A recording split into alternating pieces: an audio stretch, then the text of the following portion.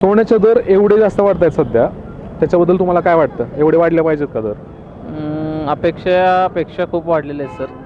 Actually सोनं 30,000 35,000च्या घरात होतं तेव्हा सामान्य माणसांच्या अवकाळीत होतं असं म्हणायला हरकत नाही.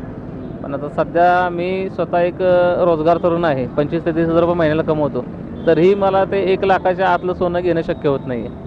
नाही ना, बरोबर नाही आहे. शेवटी कसं होतं, सर्वसामान्यांना पण काहीतरी सण आहेत, त्यांचे पण काही कार्यक्रम आहेत, मुलींची लग्न आहेत, मुलांची लग्न आहेत, काहीतरी थोडंसं त्यांचा पण विचार केला पाहिजे ना. एवढा नाही दर वाढला पाहिजे. तसं महाग होते म्हणजे तसं ते अवघड झालं. सामान्य लोकांनी करायचं काय? समजा लोकांची लग्न वगैरे सगळे त्या सामान्य लोकांनी लग्न करायची कशी? सोन्याच्या दरामध्ये कमी झालेली पाहिजे, तरच लोकांना पण, गरीब लोकांना पण घेता येईल. नाही, एवढं तर नाही वाढलं पाहिजे, कारण सगळ्यांना सोनं आवडतं आणि ते सगळ्यांनाच अफोर्ड होईल असं पण नाही आहे. एवढं तर काय वाढलं नाही पाहिजे. मला सांगा, 50वरनं बघता बघता 5 वर्ष जर लाखावर जात असेल तर कसं कोण घेणार आहे? सोन्याचा दर कमी होऊ शकतो, यावर मी ठाम आहे, कारण सरकारची धोरणं प्रॉपर पाहिजेत.